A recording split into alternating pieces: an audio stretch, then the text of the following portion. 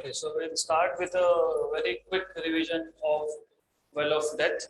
So in the last session, if you remember, हमने कल के सेशन में in the last session we have went through what is well of death or wall of death. So mostly you will see such kind of stunt in some circus kind of events जहाँ पे आपके पास एक vertical cylinder है and inside that vertical cylinder a vehicle is performing horizontal circular motion. तो हमारे पास एक vehicle था in which you have a vehicle which is performing horizontal circular motion.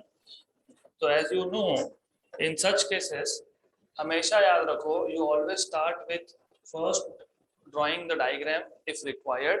Then you have to explain कि ये wall of death मतलब क्या है, well of death या फिर wall of death एक ही बात है. और कब हुआ in our language, right?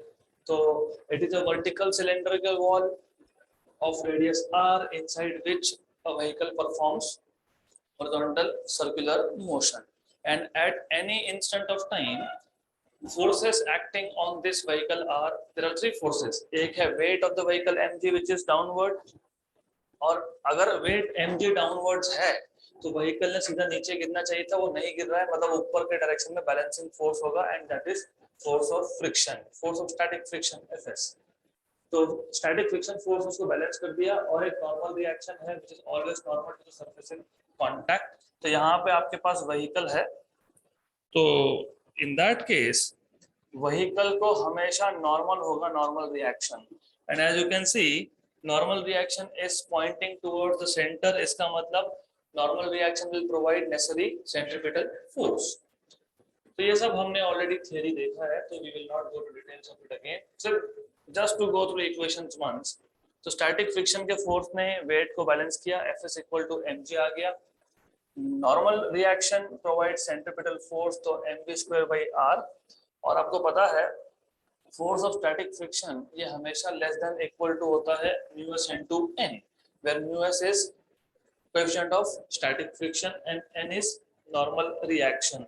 तो Fs इज mg, तो mg आपने सब्स्टिट्यूट कर दिया, μs is μs and n normal reaction force is mv square by r.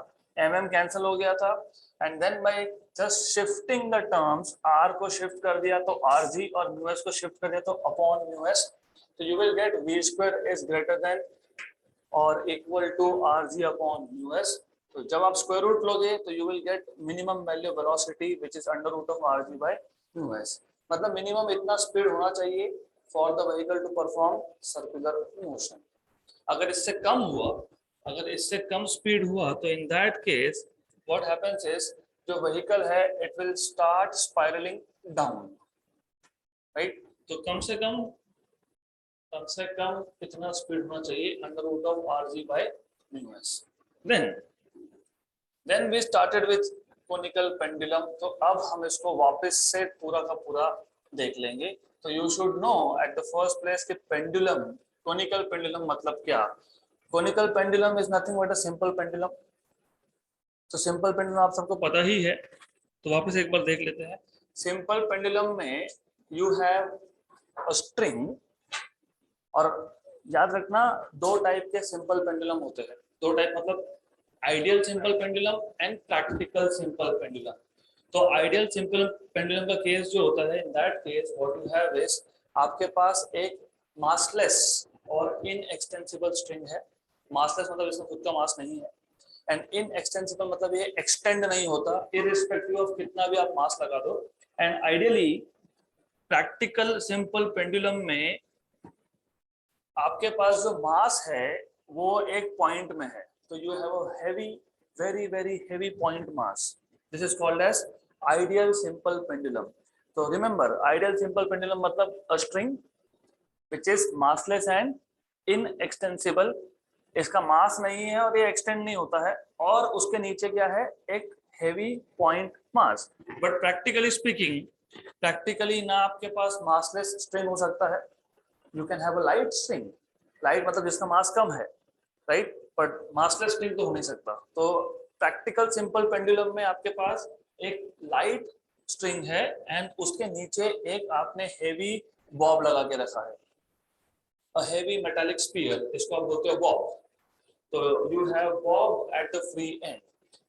अब अगर मैं इस पेंडुलम को शिफ्ट करके रिलीज कर देता हूं तो इट स्टार्ट्स परफॉर्मिंग ऑसिलेशन, तो इसको बोलते हैं simple pendulum oscillatory motion.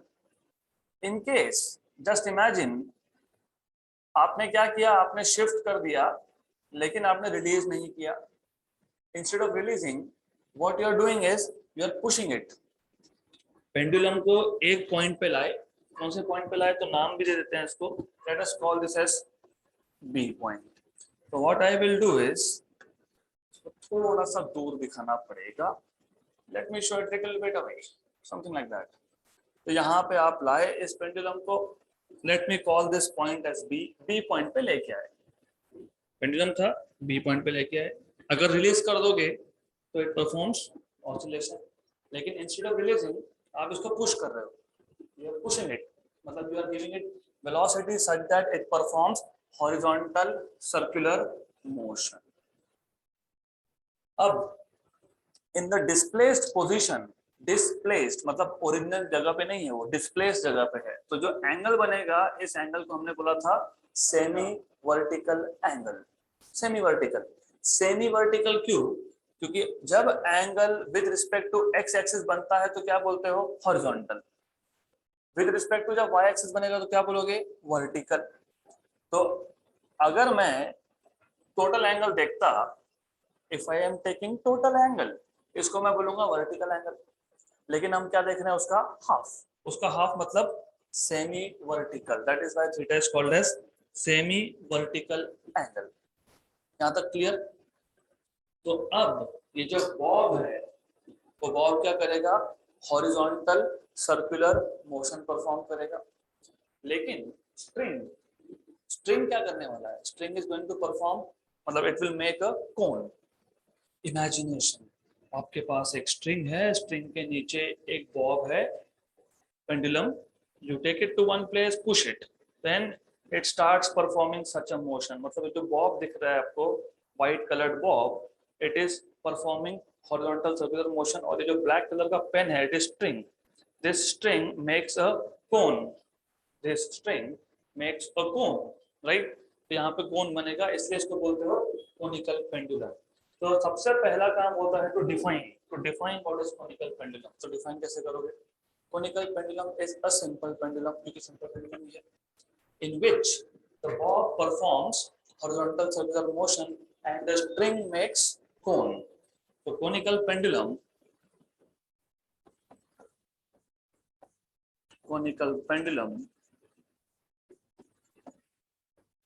is a simple pendulum,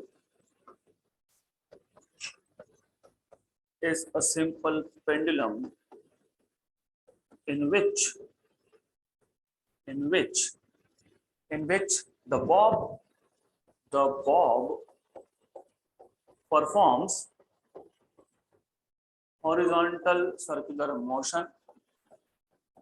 performs horizontal circular motion, and the string makes a cone,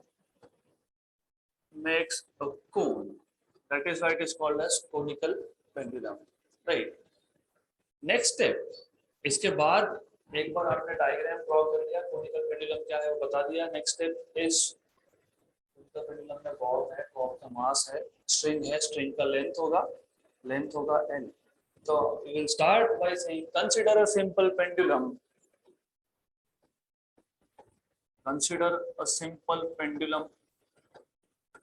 with of length L, of course, pendulum of length L with bob of mass m,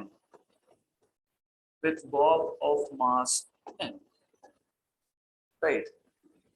यहाँ तक हो गया। इसके बाद और कौन कौन से पैरामीटर है वो आपको डिफाइन करने पड़ेंगे, क्या क्या है, एंगल दिखता है, yes. Then what do you see is, आपको ये पता होना चाहिए जब भी एक स्ट्रेच्ड स्ट्रिंग की बात होगी, स्ट्रेच स्ट्रिंग मतलब एक रस्सी है, नीचे मास है, उसमें टेंशन होगा, टेंशन इज द फोर्स, और वो फोर्स का डायरेक्शन होता है तो tension T is always towards the point of suspension. आपने रस्सी को बांधा कहाँ पे, उस डायरेक्शन में होगा। तो इमेजिन आपने S पॉइंट पे स्ट्रिंग को टाई करके रखा है और टेंशन होगा टुवर्ड्स S, राइट। तो इसके बाद करना क्या, this is a very simple way to write down. Okay, basic समझा दिया, बहुत है, सफिशिएंट। नाउ जो जो रह गया वो सारा का सारा एक साथ लिखते जाएंगे। क्या क्या रह गया, टेंशन T बताना पड़ेगा, L क्या है वो भी बता दो एक बार, थीटा क्या है वो भी बता दो, और क्या रह गया, ये जो सर्कुलर मोशन है इसका रेडियस होगा R, तो इसका रेडियस होगा R, ये भी लिख देंगे R। और क्या होगा H, H क्या है, हाइट है, एक्सियल हाइट, क्योंकि ये उसका एक्सिस है इसलिए इसको बोलते हैं एक्सियल हाइट। देन क्या रह गया, B तो is just a point, B is a point where you have bob at some instant of time। M तो पहले एक्सप्लेन कर दिया मैंने, लिख दिया M, तो M की जरूरत नहीं है यहाँ पे। थीटा हो गया, थीटा भी, राइट। तो अब एक एक करके लिखते जाओ। Let T is tension in the string, tension in the string. L is length of the pendulum, length of the pendulum। Theta is semi-vertical angle, theta is semi-vertical angle। Then R is radius of circular motion, H is axial height, axial height। Good। So once you have noted all this down, the next step is in the displaced position, जब Bob B position पे होगा तब उस पे कौन कौन से forces act हो रहे हैं वो देखना पड़ेगा आपको। तो फर्स्ट ऑफ ऑल हमेशा वेट तो होने ही वाला है, किसका, बॉब का। बॉब का मास कितना लिया आपने, M, तो बॉब का मास अगर M है तो उसका वेट हो गया mg, and tension is T। तो आप you have to mention this at a displaced position, at a displaced position B, the forces acting on the bob या फिर on the pendulum, ऐसा भी बोल सकते हो, on the pendulum R। सबसे पहला wait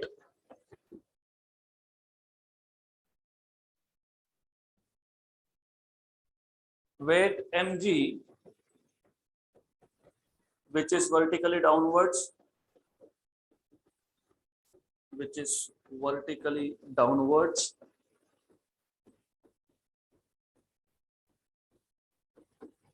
Number 2, tension T, which is towards the point of suspension,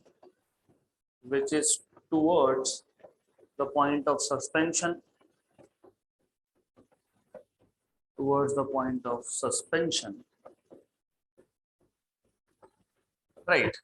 अब टेंशन T जो है इसको आप स्प्लिट कर सकते हो इन कंपोनेंट्स, क्योंकि ये एंगल थीटा है तो ये एंगल भी थीटा होगा, और ये थीटा है तो this becomes T cos theta, और अल्टरनेट एंगल ऑफ कोर्स। और यहाँ पे एक कंपोनेंट और आएगा that is T sin theta, तो ये T sin थीटा आ गया, right. T was from B to S, B से S की डायरेक्शन में था, ये एंगल थीटा है तो ये भी थीटा है because of alternate angle theorem. तो T के दो component T cos theta and T sin theta. Then T can be split up into two parts, T can be split up into two components,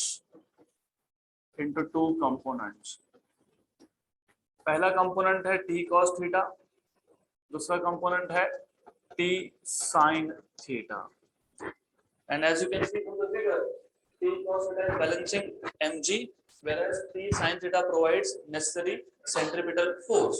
क्योंकि t sin theta यहाँ point कर रहा है towards the center. So t cos theta balances weight of the bob, weight mg.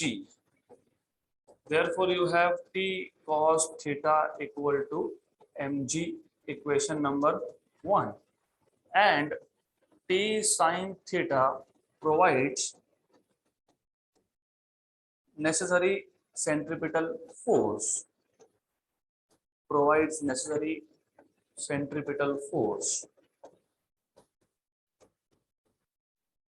Therefore, what you have is t sin theta equal to mv square by r, equation number 2.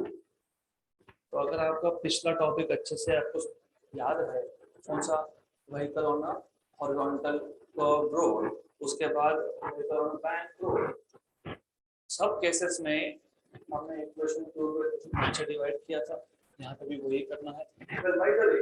Conical pendulum में हमारा task क्या है? In case of conical pendulum हम लोगों को करना क्या है? हम लोगों को 3 पैरामीटर फाइंड करने हैं। एक है ओमेगा, ओमेगा मतलब angular speed of the pendulum.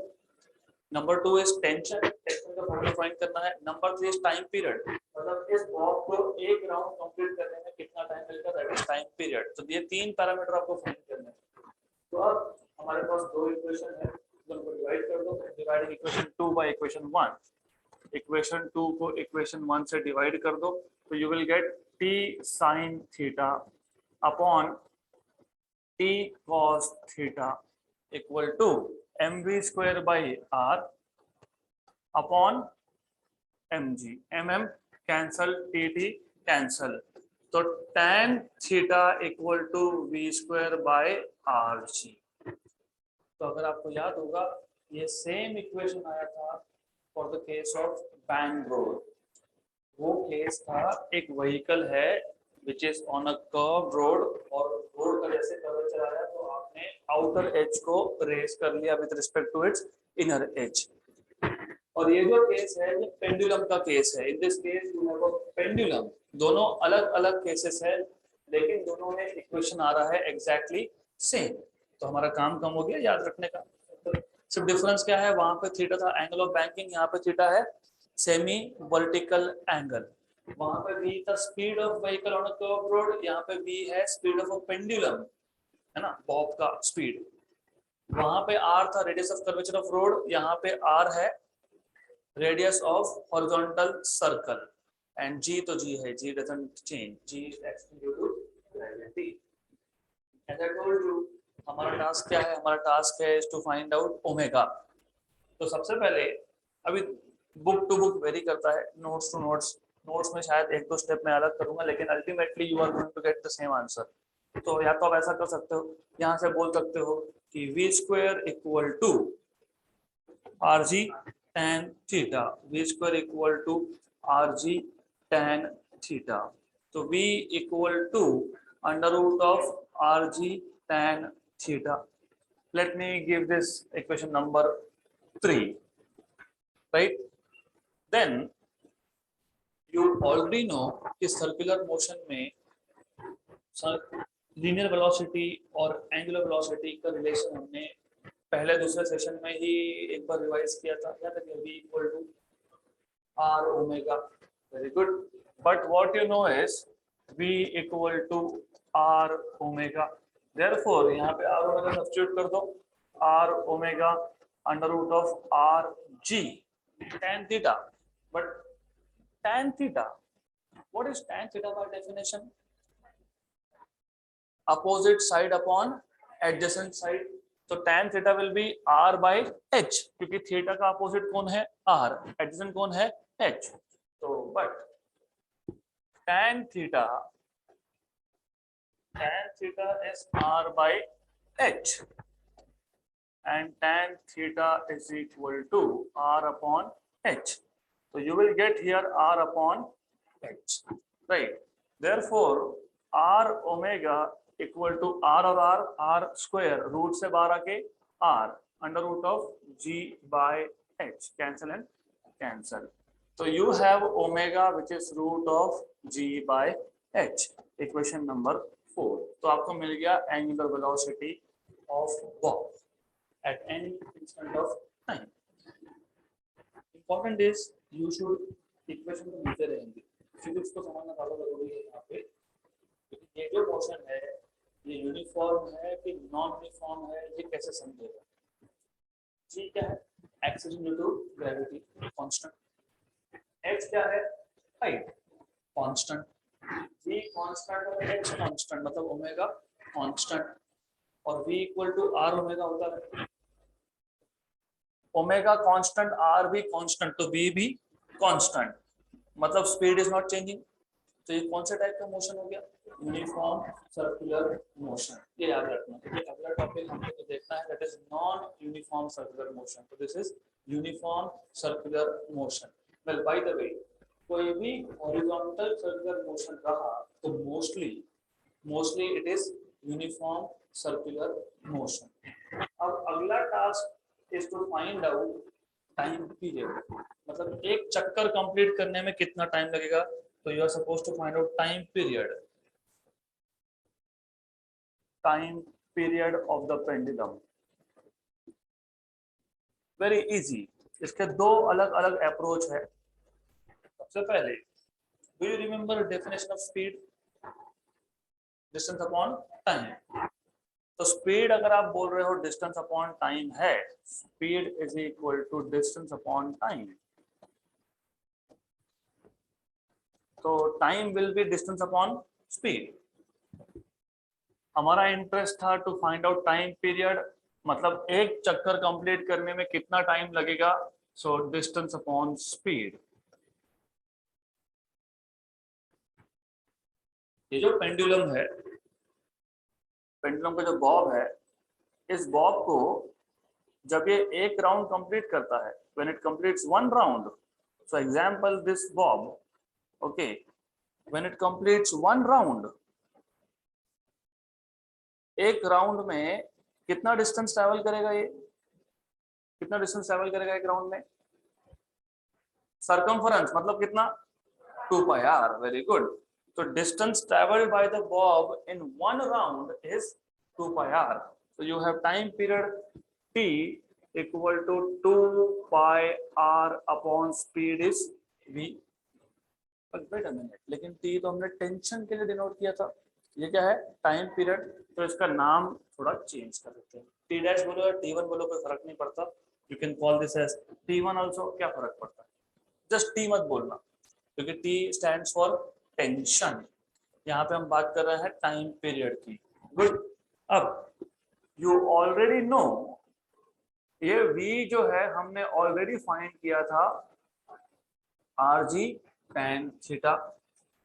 तो ये T1 इज इक्वल टू 2 पाई बाहर, ये जो r है इसको स्क्वायर रूट में लेके जाना है, तो r square R G tan theta, एक r और एक r गया, तो T1 equal to 2 pi under root of r upon g tan theta, right. But again if you refer to this diagram, sin theta, how do you define sin theta? Opposite upon hypotenuse, opposite क्या है r, hypotenuse क्या है length l। तो you can say, but from figure you see sin theta is r by l, therefore r equal to l sin theta, and therefore you have T1 equal to 2 pi under root of r के जगह पे लिखोगे L sine theta upon G tan theta, but tan theta क्या है, sine theta by cos theta, तो sine theta cancel, तो therefore T1 equal to 2 pi under root of L cos theta by G, क्योंकि cos theta denominator के denominator में था तो वो कहाँ गया, न्यूमरेटर में। तो एक बार स्टेप्स देख लो अच्छे से। जब आपको टाइम पीरियड डिराइव करना है तो by definition speed is distance upon time, time is distance upon speed. एक राउंड में जितना टाइम लगेगा उसको बोलोगे टाइम पीरियड। एक राउंड मतलब कितना डिस्टेंस, 2πr, राइट। 2πr और speed is v, that is under root of rg tan theta. r को स्क्वायर के अंदर लेके जाओ तो स्क्वायर करना पड़ेगा, स्क्वायरिंग कर दिया, then you get 2π under root of r upon g tan theta. But from figure r is l sin theta, तो सब्स्टिट्यूट l sin थीटा, और tan theta is sin by cos, तो sin sin cancel, you have l cos theta by g। Method number 1 था। Alternate method भी है और वो बहुत simple है, क्योंकि वो 11th स्टैंडर्ड से आपको पता ही होता है। आप देखते हो, अगर आपको याद होगा, time period is 2π by omega, याद है क्या? Time period is 2π by omega. अगर ये याद नहीं तो ये तो पक्का याद होगा, omega is 2π into frequency. Frequency is 1 upon time period. तो ओमेगा क्या मिल गया आपको, 2π अपॉन टाइम पीरियड। तो टाइम पीरियड क्या मिल गया आपको, 2π अपॉन ओमेगा। बट ओमेगा क्या था, root of g by h, तो 2π upon root of g by h. तो time period equal to 2π root of h by g। Same है, दिस इज सेम। कैसे सेम, कैसे सेम, कैसे सेम? तो what is h,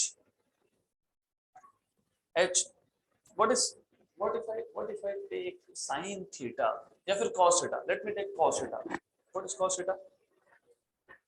Adjacent upon okay, but you can say cos theta is adjacent is h upon hypotenuse l। तो h के आगे आपके पास l cos theta substitute कर दो। Therefore time period t1 is 2π under root of h, but h is l cos theta और आ गया by g। तो doesn't matter if you want to do with the help of first approach, तो भी formula वही है। second approach formula is still the same। अब as far as notes are concerned, मैंने उसमें एक ही अप्रोच लिखा है ना, दूसरा आपको खुद को भी आपको इक्वेशन याद करना है कि what is the alternate way, हम दूसरे मेथड से कैसे कर सकते हैं। This is the alternate way of finding out time period of simple pendulum. Now थोड़ा सा मैथमेटिक्स का बेसिक्स हमको पता होना चाहिए। You need to know little bit of mathematics also. तो आपको ये पता होना चाहिए कि साइन सीरीज और कोसाइन सीरीज का एक्सपांशन क्या होता है, power series expansion. I mean definitely आपको इसकी जरूरत नहीं है, but just for your extra information पता होना चाहिए।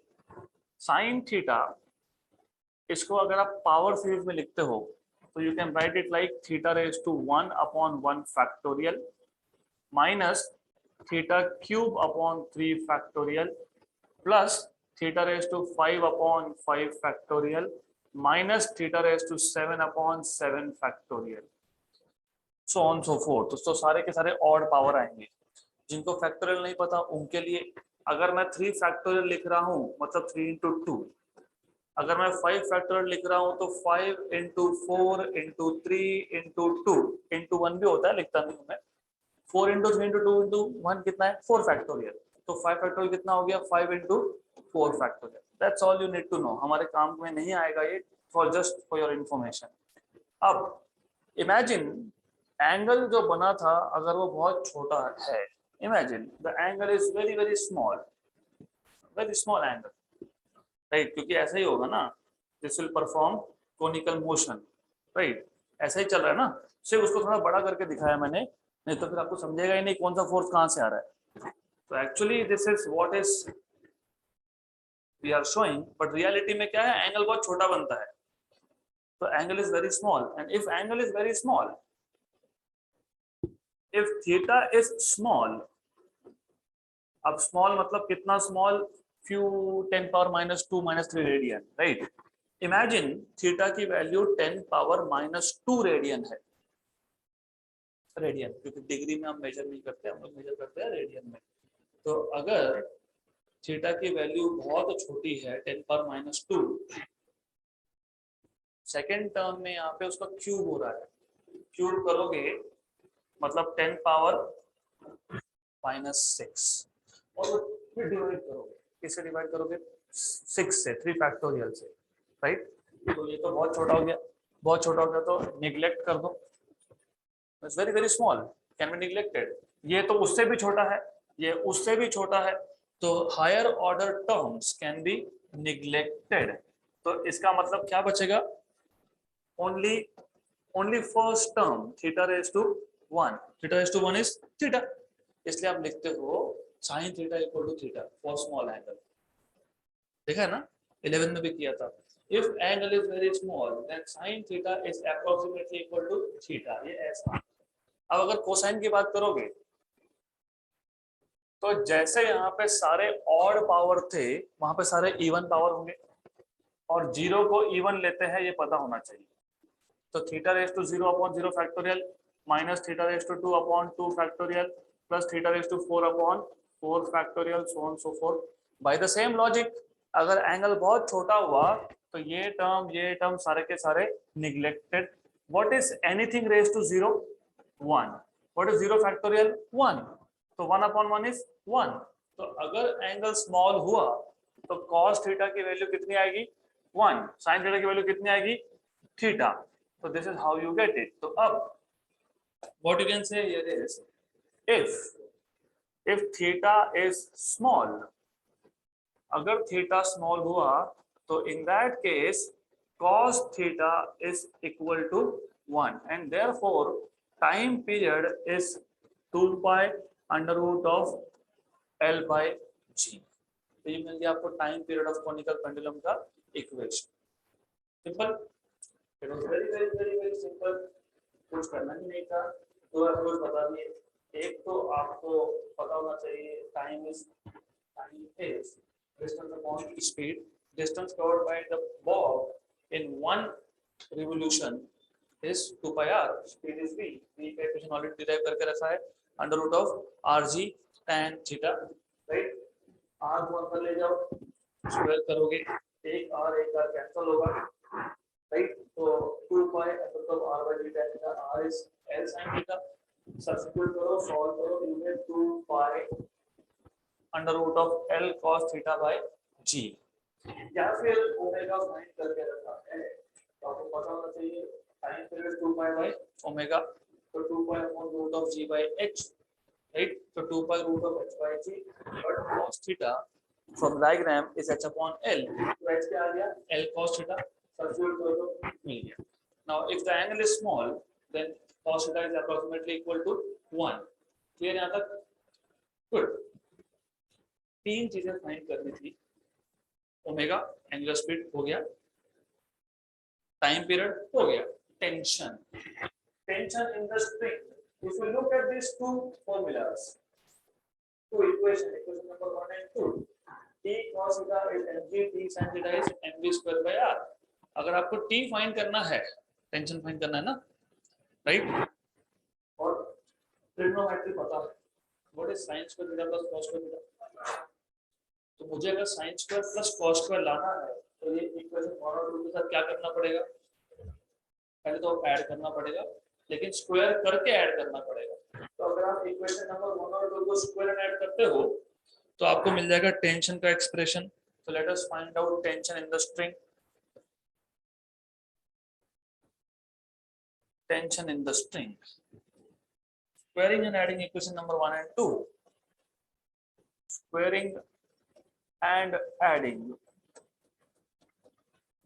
equation number 1 and equation number 2।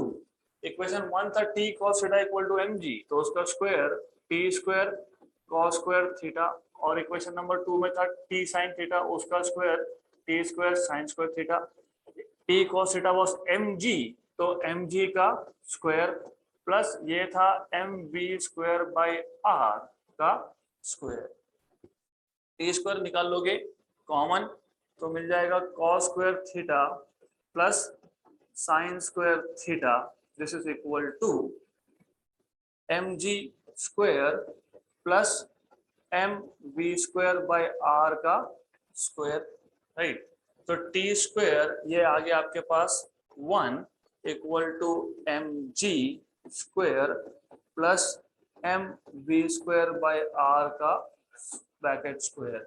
तो t will be equal to under root of ये सारा का सारा, तो all this over here, right. अब इक्वेशन तो सही है, कोई प्रॉब्लम नहीं है, but as I told you this is correct. M we square by r का स्क्वायर नहीं कैंसल होगा, स्क्वायर कैंसल नहीं होगा। क्यों कैंसल नहीं होगा? थिंग इज ये पता होना चाहिए, अगर मैं लिखता हूं t square equal to m ji square only, तब ठीक है, तब बोल सकते हो आप एम जी। बट आपके पास दो स्क्वायर टर्म और बीच में एडिशन है, होल स्क्वायर नहीं है ये। What you are doing is आप इसको ऐसा समझ रहे हो, m g plus m we square by r का होल स्क्वायर, ऐसा है क्या? वो नहीं, तो कैंसल नहीं होगा। अगर ऐसा होता और स्क्वायर रूट होता तो फिर आप कैंसल करके लिख देते, पर ये टर्म अलग है, उसका स्क्वायर है पहले टर्म का और दूसरे टर्म का स्क्वायर अलग से है, तो you can not cancel square square. a plus B bracket square का square root a plus B आता है, टू अंडरस्टैंड। अगर मेरे पास a plus B whole square का स्क्वायर रूट है तो मैं लिख सकता हूँ a प्लस बी, बट अगर मेरे पास a square plus b square का स्क्वायर रूट है तो मैं इसको a प्लस बी नहीं लिख सकता। Is this clear? आपको वो गलती करना मत, वो किया तो गए, right. Then what you need to know is tension. Formula तो मिल गया हमको, फॉर्मूला सही भी है, but tension is a force. Force का सबसे बेसिक फॉर्मूला कौन सा है? Mass into acceleration. मतलब मैं इसको अगर सिर्फ m इंटू a के फॉर्म में लाऊं तो it is easy for us, तो क्या कर सकते हैं। But what do we know, हमको ऑलरेडी एक फॉर्मूला मिला है tan थीटा का, which was v square by r g. मिला क्या? v square by r g. और अगर आप देखोगे डायग्राम से तो आपने ही बताया tan theta is r by h, opposite side upon adjacent side, और यहाँ पे लिखा भी कहीं पे हमने tan theta is r by h। तो tan theta is r by h and tan theta is also v square by rg and tan theta is r by h। दोनों का लेफ्ट हैंड साइड सेम है तो right hand side क्या होगा? Same होगा। मतलब आपको मिलेगा v square by rg equal to r by h। हमें क्या चाहिए? हमें m we square by r चाहिए। यहाँ पे क्या है? v square by r g है, तो एक काम करो, v square by r g को शिफ्ट कर दो आर जी बाय h, फिर क्या करो, फिर मास से मल्टीप्लाई कर दो दोनों साइड पे, राइट। तो n b square by r क्या मिल गया आपको? M R G by H. तो ये जो इसको equation number 4, 5, 6 whatever it is 4, और ये आ गया आपका इक्वेशन नंबर 5। तो substituting equation number 5 in equation number 4, substituting equation 5 in equation number 4, M we square by R के जगह पे क्या सब्स्टिट्यूट करेंगे हम? M R G by H. तो what we will get is therefore T equal to under root of, पहला term क्या था? एम जी स्क्वायर, दूसरा क्या है? M we square by R, but वो क्या है? M R G by H. तो M R G by H का स्क्वायर। अब ये जो स्क्वायर रूट में दो टर्म्स है आपके पास, एम जी स्क्वायर, यहाँ पे भी एम और जी का स्क्वायर, तो क्या करेंगे? कॉमन निकाल लेंगे। तो पहले टर्म में क्या बचा? 1, दूसरे टर्म से एम और जी क्या गया? कॉमन, तो क्या बचा? आर बाय एच का स्क्वायर। फिर ये एम जी स्क्वायर रूट के बाहर निकाल लो, रूट के बाहर निकाल लिया तो क्या आएगा? M g under root of 1 plus r by H का स्क्वायर। मैंने बताया था आपको n into a का फॉर्म, m into g मतलब m into a। अब ये जो स्क्वायर रूट है, कभी ऐसा सुना है क्या? 2 + 10 मीटर, मतलब नंबर को आप डिस्टेंस में ऐड करो, कर सकते हो क्या? नहीं कर सकते। आप बोल सकते हो 2 metre + 10 metre, you can say 2 kilogram + 10 kilogram, but you cannot say 2 + 10 kilogram. Number plus number is a number, तो number plus क्या होना चाहिए? नंबर होना चाहिए ना, नंबर ही है। r मतलब क्या था? रेडियस, मतलब क्या है? डिस्टेंस। h मतलब क्या है? हाइट, मतलब क्या है? डिस्टेंस। डिस्टेंस अपॉन डिस्टेंस क्या है? Dimensionless. Distance upon distance is dimensionless, तो this will be your number. Number plus number is a number, मतलब ये आपके पास सिर्फ एक नंबर है। तो डायमेंशन कहाँ से आ रहे हैं? डायमेंशंस कहाँ से आएंगे? m है मास, g है a, force is mass into acceleration, मतलब इक्वेशन करेक्ट है। How you check equation? कभी गलती हो भी गई, don't worry, check it out dimensionally. Number upon number, distance upon distance is a number, number plus number is a number, number का square root is a number, मतलब ये तो सिर्फ नंबर ही है, dimensionless. m is mass, g is acceleration, mass into acceleration is force, and tension is the force side. Good. Right. बाकी के भी चेक कर लेते हैं। बाकी क्या किया हमने? ये क्या था? Time period. Q is a number, phi is a number, L is length, length is meter, acceleration is meter per second square, cancel cancel, और ये अंडर रूट में है, सेकेंड स्क्वायर कहाँ गया? ऊपर गया, तो क्या बचेगा? सेकेंड। टाइम पीरियड था, सेकेंड में आया, आया क्या सेकेंड में? यस, तो करेक्ट है क्या इक्वेशन? यस। तो डायमेंशनली भी आप चेक कर सकते हो if the equations are correct और नॉट, राइट? वैसे आप बाकी भी चेक कर सकते हो, तो that's not what we are going to do, इतना तो पता होना चाहिए आपको। तो this was all about conical pendulum. 3 parameter find करने थे, tension, time period and angular speed omega. अब ये 4 एप्लीकेशन थे, applications of circular motion. Now we are moving towards a new topic which is vertical circular motion. Vertical circular motion. अब इस case में again पहले पूरा बेसिक करेंगे हम लोग, फिर कल वापस रिपीट होगा, लेकिन पूरा पूरा ध्यान यहाँ पे होना चाहिए। This is the first time when you will be talking about non-uniform circular motion. So in this case, you have a circular motion which is non-UCM. अब वर्टिकल सर्कुलर मोशन मतलब क्या? इसमें भी 2 केसेस देखते हैं हमको। इसमें हमको देखना है मास टाइड टू अ स्ट्रिंग, हमारे पास एक रस्सी है और रस्सी के नीचे मास है, तो what you have is a string, और इसके नीचे आपने एक मास को कनेक्ट कर दिया, put a mass over here, right? जत्रा में जाते हो चेंडू लेते हो, वही चेंडू है, this is the same thing. सिर्फ इतना है कि वो चेंडू का स्ट्रिंग जो है वो एक्सटेंड होता है, और यहाँ पे हम बोलेंगे कि extension should be minimum, right? होना ही नहीं चाहिए एक्चुअली, बट ठीक है, should be minimum. Now what you do is, आपने इस पॉइंट को अपने हाथ में पकड़ लिया एंड देन घुमा रहे हो, right? You are circulating it. Circulating it मतलब बेसिकली कर क्या रहे हो? You are forcing this to go into vertical circular motion. तो इस केस में the motion is circular but the motion is vertical. कुछ नाम दे देते हैं उनको। जो लोएस्ट पॉइंट है उसको बोल दूंगा पॉइंट बी, जो टॉप मोस्ट पॉइंट है उसको बोल दूंगा पॉइंट ए, जो मिड पॉइंट है C and D. Number 1, vertical circular motion can never be uniform circular motion. क्यों? Imagine, जब ये जो बॉल है ये जब ऊपर की तरफ जाएगा तो it is going against gravity. ये जो वर्टिकल सर्कुलर मोशन है it is under the influence of gravitational force.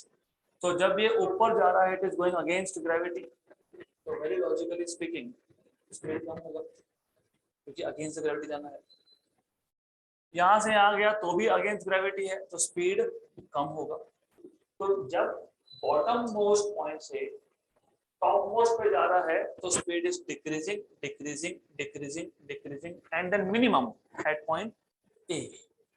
अब ए पॉइंट के बाद it is coming down, it is coming down, मतलब speed will increase increase increase and then again becomes maximum at the lowest point। तो lowest point पे इसका speed होगा maximum और highest point पे इसका speed होगा minimum। और जो mid point है C और D यहाँ पे होगा in between maximum and minimum, in between maximum and minimum, right? So you should remember this, vertical circular motion can never be uniform circular motion, it is non uniform circular motion। इसमें भी हमको दो cases देखने हैं। आज मैं पहले case का पूरा इंट्रोडक्शन देके इक्वेशन कैसे डिराइव करने हैं वो देखेंगे। पहला केस है मास टाइड टू स्ट्रिंग। स्ट्रिंग है, स्ट्रिंग मतलब रस्सी, रस्सी लूज हो जाता है, आप घुमा रहे हो, टॉप मोस्ट पॉइंट पे अगर टेंशन नहीं रहा तो रस्सी हो जाएगा लूज। लूज होना मतलब टेंशन जीरो होना। तो पहला जो केस है इसमें टेंशन जीरो हो सकता है कहाँ पे, टॉप मोस्ट पॉइंट पे। हम जो दूसरा केस लेंगे वो होगा रॉड का। Rod is not string, rod ये रस्सी जैसा नहीं होता है, उसका टेंशन कभी जीरो नहीं हो सकता। तो ये basic difference you should know. तो पहले हम केस वन की बात करेंगे। Again what we are starting is vertical circular motion। इसमें दो केसेस है। Case number one is mass tied to a string. तो हम पहले केस की बात कर रहे हैं, राइट? हमारे पास एक स्ट्रिंग है जिसका लेंथ L ले लो आप, L, लेकिन ये बाद में बन जाएगा रेडियस, क्योंकि बॉल है, एक स्ट्रिंग है, एक एंड को हाथ में पकड़ा, दूसरा एंड पे बॉल लगाया हुआ है और उसको घुमा रहे हैं। तो जो भी लेंथ था वो क्या बन जाएगा, radius of circular motion. Lowest point is b point, highest point is a point, mid point और c and d point, right? हमको इस पर्टिकुलर टॉपिक में क्या करना है, हमारा यहाँ पे there are in total 3 task. Number 1 आपको फाइंड करना है what is the speed of the bob मतलब of the ball at highest point, what is the minimum speed, क्योंकि उससे कम हुआ। इमेजिन यहाँ पे हमारे पास बॉब आया और इसका स्पीड कम हो गया। इसका स्पीड कम हो गया तो क्या होगा, ये जो स्ट्रिंग है ये लूज हो जाएगा, it will become loose. Loose हो गया स्ट्रिंग, अगर स्ट्रिंग लूज हो गया तो ये जो बॉल है कहाँ जाएगा, सीधा नीचे, क्योंकि नीचे क्या है, ग्रेविटी। तो याद रखना, what you are supposed to do is to first find out what is the minimum speed। इसको critical भी बोलते हैं, critical speed। what is the critical speed required at the highest point so that the bob, जो bob है, it can perform circular motion। Number 2, you are supposed to find out what is tension in the string at highest point। यहाँ पे highest point पे tension in the string कितना होगा। Number 3, you are suppose to find out what is kinetic energy at highest point, what is potential energy at highest point and what is total energy at highest point. तो in total आपको total 3 parameter find करने हैं, speed, tension and total energy. लेकिन total energy के लिए kinetic और potential find करना ही पड़ेगा, राइट? तो कैसे करेंगे, 1 बाय 1। तो सबसे पहले बाकी डिटेल्स हम वापस देखेंगे नेक्स्ट सेशन में, बट पहले अभी समझ लो। Let us split up into parts. पहले मैं बात करूंगा एट हाईएस्ट पॉइंट। तो at highest point, at highest point, highest point कौन सा है, ए।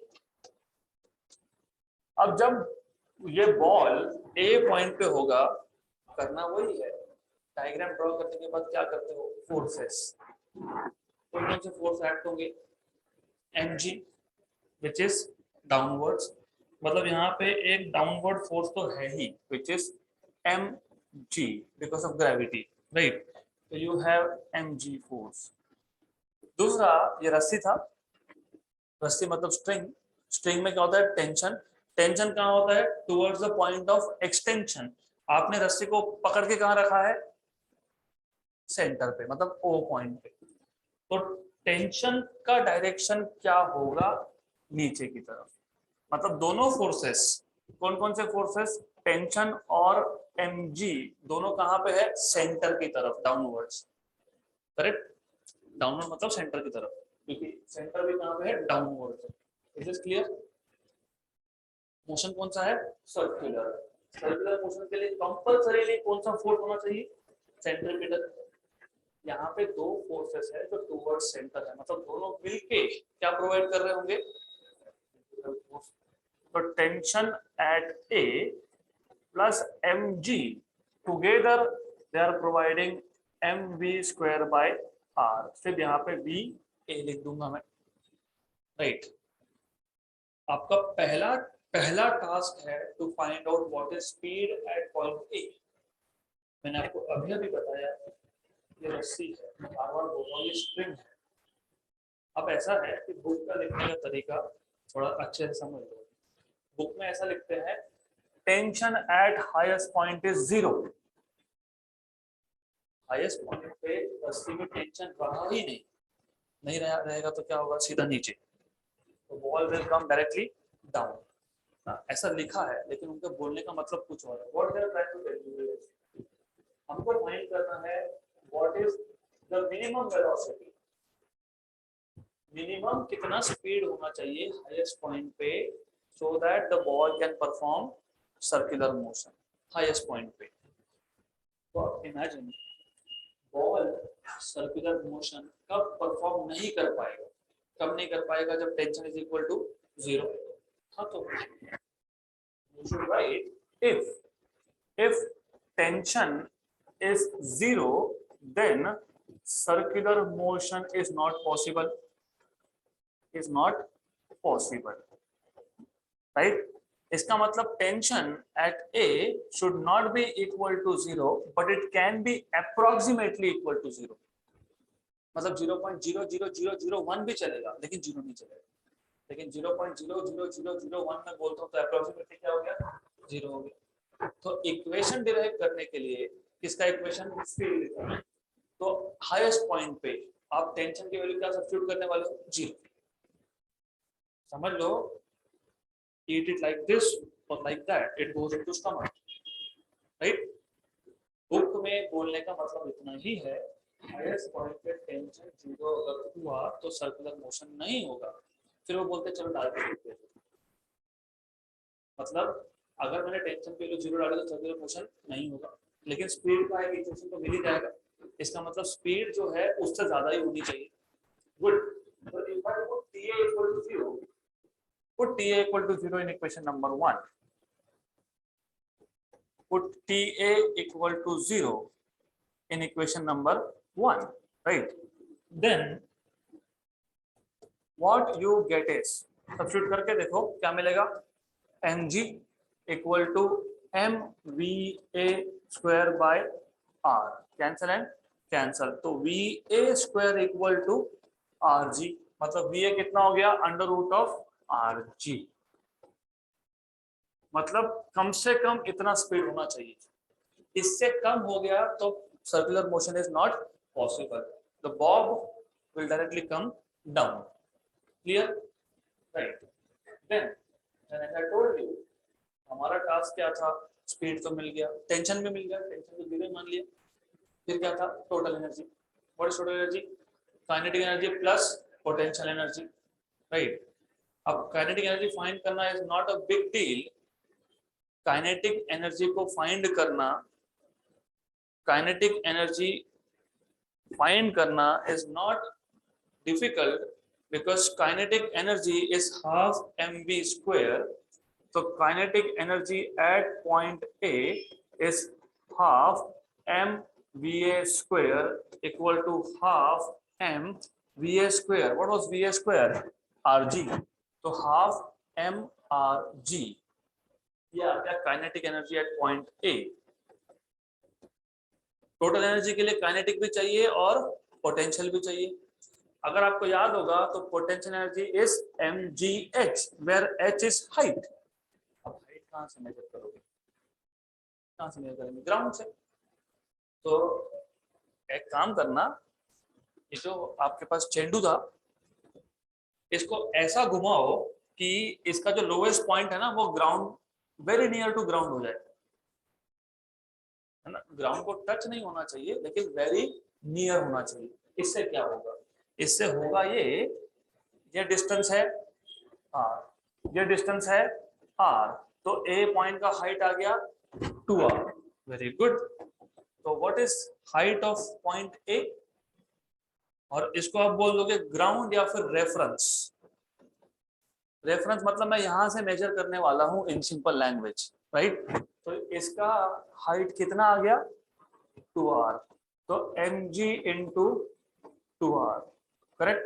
तो therefore potential energy at point A equal to 2mgr। Kinetic मिल गया, पोटेंशियल मिल गया, तो टोटल मिल जाएगा।